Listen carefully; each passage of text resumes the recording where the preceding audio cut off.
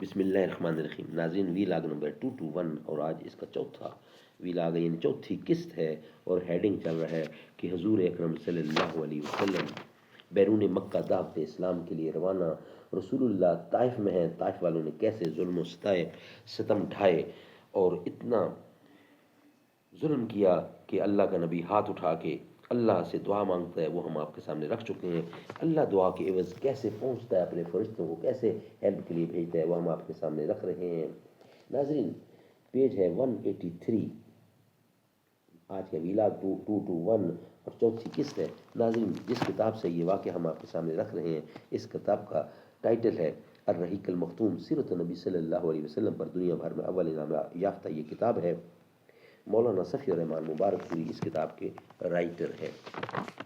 رابطہ عالم اسلامی مکہ مکرمہ کے زیر اہتمام منعقدہ سیرت نگاری کے عالمی مقابلے میں اول آنے والی عربی کتاب کا اردو ترجمہ. بسم اللہ الرحمن الرحیم. یسقون من رحیق مختوم، یہ لوگ سرے بمہر شراب پلائے جائیں گے. بسم اللہ الرحمن الرحیم. وَإِن تُطِيعُوهُ تَهْتَدُوا، اور اگر اس کی فرما برداری کرو گے تو راہ پاؤ گے.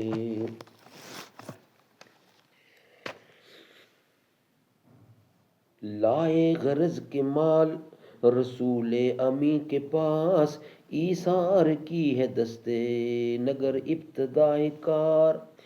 پوچھا حضور سرور عالم نے اے عمر، اے وہ کہ جوش حق سے تیرے دل کو ہے قرار.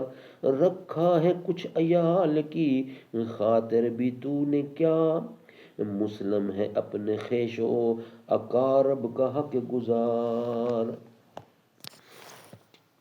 رسول اللہ صلی اللہ علیہ وسلم کے اس جواب میں آپ کا یگانہ روزگار، شخصیت اور ناقابل ادراک گہرائی رکھنے والے اخلاق عظیمہ کے جلوے دیکھے جا سکتے ہیں. بہرحال اب 7 آسمانوں کے اوپر سے آنے والی اس غیبی مدد کی وجہ سے آپ صلی اللہ علیہ وسلم کا دل مطمئن ہو گیا. ہاں جی، کیا ہوا؟ اور غم و علم کے بادل چھٹ گئے. چنانچہ آپ نے مکہ کی راہ میں مزید پیش قدمی فرمائی اور وادی نخلہ میں جا فروکش ہوئے.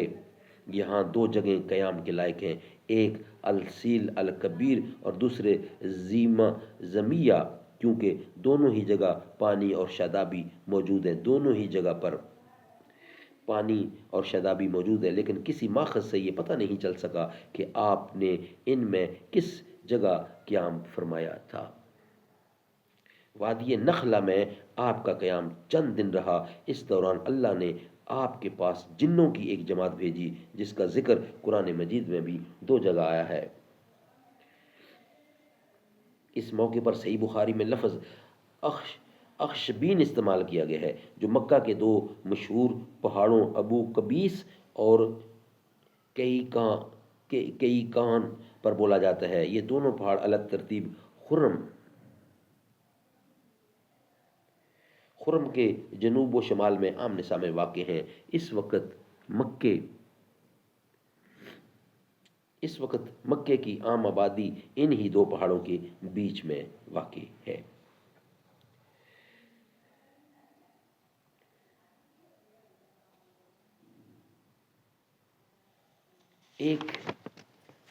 ایک سورت ہے، سورت کہف میں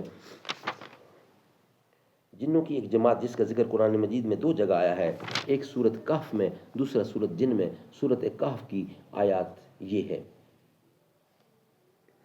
وَإِذْ صَرَفْنَا إِلَيْكَ نَفَرًا مِنَ الْجِنِّ يَسْتَمِعُونَ الْقُرْآنَ فَلَمَّا حَضَرُوهُ قَالُوا أَنصِتُوا فَلَمَّا قُضِيَ وَلَّوْا إِلَىٰ قَوْمِهِم مُنذِرِينَ قَالُوا يَا قَوْمَنَا إِنَّا سَمِعْنَا كِتَابًا أُنزِلَ مِن بَعْدِ مُوسَىٰ مُصَدِّقًا لِّمَا بَيْنَ يَدَيْهِ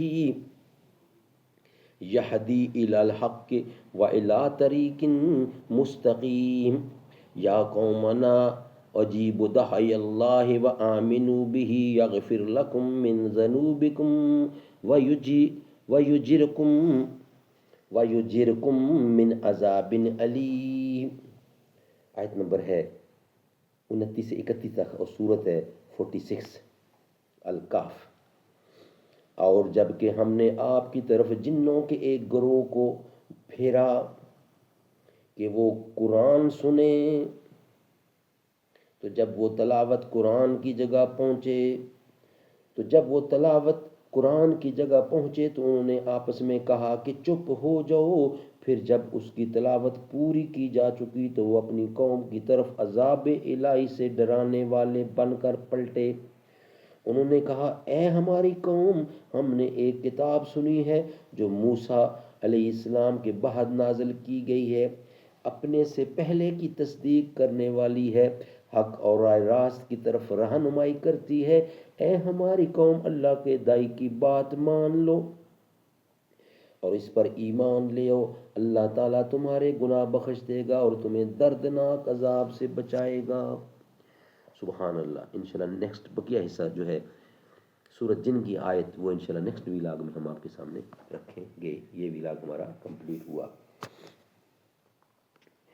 مدینے حاضری کی مانگتے رہنا دعا یارو، اثر ہوگا نہیں ہوگا نبی جانے خدا جانے، خدا کی عظمتیں کیا ہیں محمد کا خدا جانے، محمد مصطفیٰ جانے خدا کی عظمتیں کیا ہیں، مقام مصطفیٰ کیا ہے محمد کا خدا جانے۔